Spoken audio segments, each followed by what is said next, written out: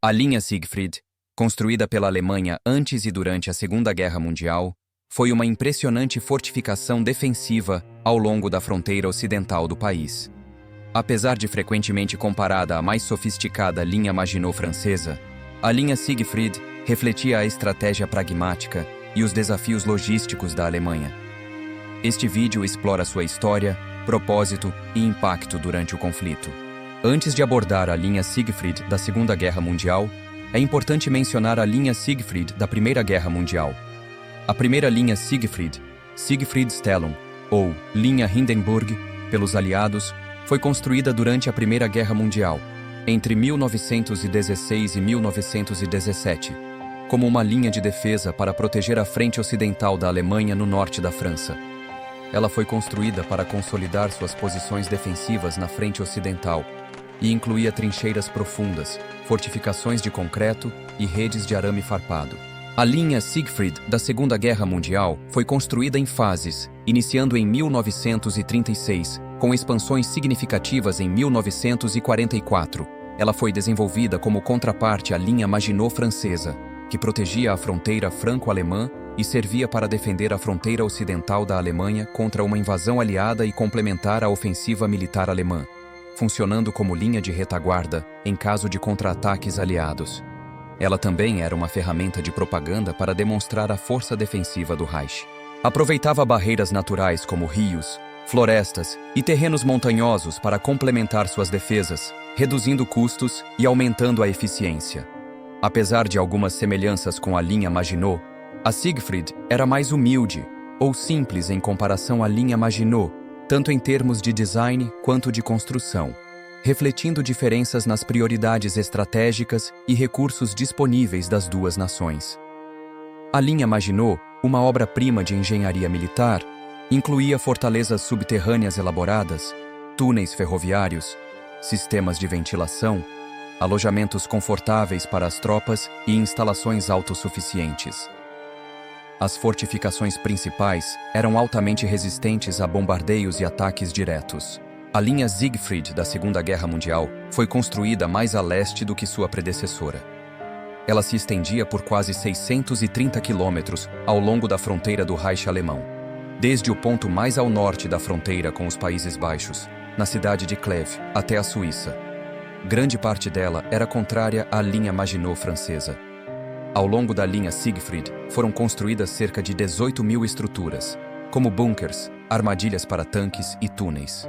Por exemplo, havia muitas construções do tipo Ringstand 58C. Essas eram pequenas posições de combate semi-enterradas, feitas de concreto reforçado, com uma abertura circular no topo que proporcionava uma visão de 360 graus do entorno e permitia a instalação de metralhadoras leves ou outras armas. Milhares de obstáculos antitanque, principalmente os chamados Drachenzähne, dentes de dragão, foram instalados entre as estruturas guarnecidas.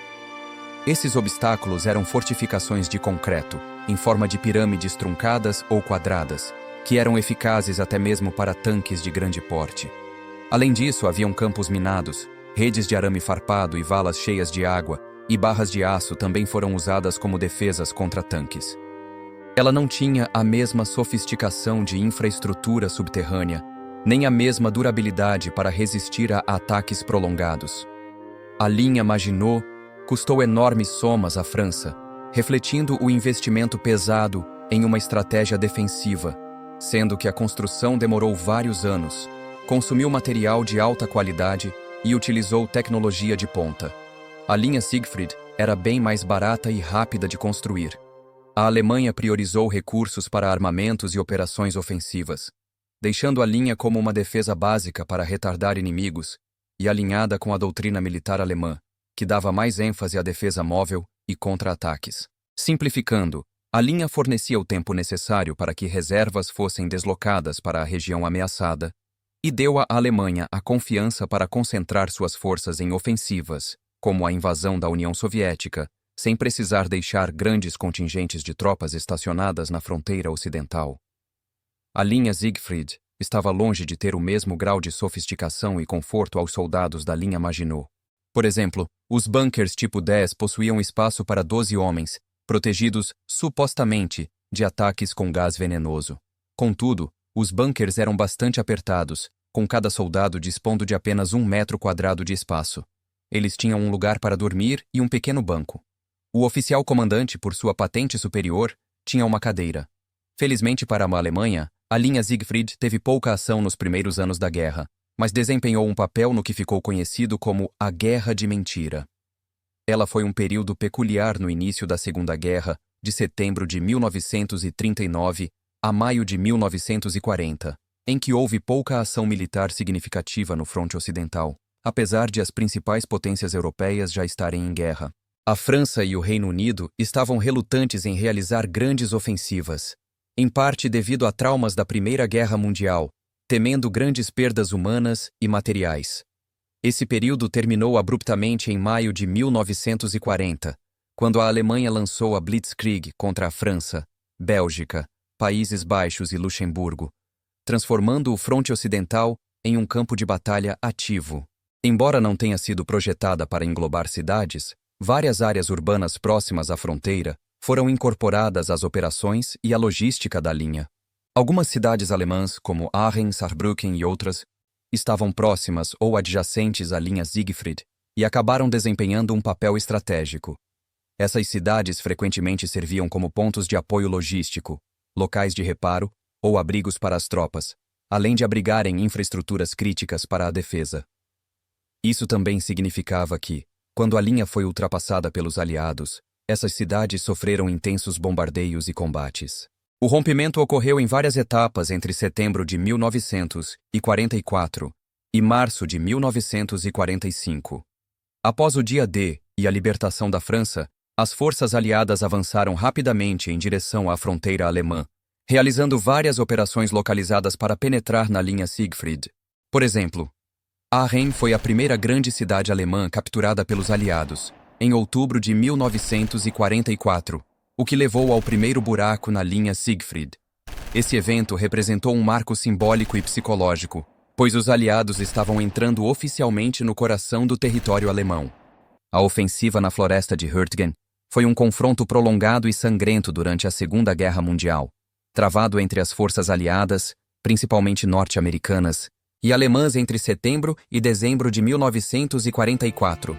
Ela ocorreu na floresta de Hürtgen, na Alemanha, perto da fronteira com a Bélgica, e é lembrada como uma das campanhas mais longas e difíceis para o exército dos Estados Unidos na guerra. O principal objetivo dos norte-americanos era manter a pressão e obrigar as tropas alemãs na área a permanecerem no local, exaurindo seus recursos e impedindo que se deslocassem para reforçar as unidades que lutavam na cidade de Aachen, embora isso tivesse um altíssimo custo. O Reno flui por um vale com altas colinas em ambos os lados. Não só o rio é um obstáculo substancial, mas as colinas também dão aos defensores uma grande vantagem. Em março de 1945, os aliados atravessaram o rio Reno em diversas frentes, incluindo a captura da ponte de Remagen. É possível atravessar um rio com uma ponte flutuante, mas isso coloca os engenheiros de combate em risco. Fazer qualquer tipo de travessia de rio pelo Reno era complicado, mas a captura da ponte proporcionou a travessia mais fácil do Reno que os aliados ocidentais tiveram. Quando a ponte finalmente desabou, dezenas de milhares de tropas já haviam cruzado e começaram a se espalhar para cima e para baixo no rio. Isso permitiu que eles defendessem outras tropas que cruzassem o rio em outros pontos. A linha Siegfried dependia fortemente de suprimentos e reforços, que os alemães não conseguiam mais manter. As tropas aliadas usaram bombardeios massivos para neutralizar bunkers e equipamentos especializados, como bulldozers e tanques Crocodile, para limpar campos minados e trincheiras. Além disso, o número superior de tropas e veículos blindados eventualmente sobrecarregaram a defesa alemã. A quebra da linha Siegfried simbolizou o início do fim do Reich, marcando o colapso da última grande barreira defensiva alemã no oeste. É isso, pessoal. Espero que tenham gostado deste vídeo. Se você curtiu, não esqueça de deixar seu like, compartilhar com os amigos e se inscrever no canal para não perder os próximos conteúdos. Também, deixe seus comentários e sugestões abaixo, adoro interagir com vocês. Fiquem ligados para mais novidades e até o próximo vídeo. Tchau!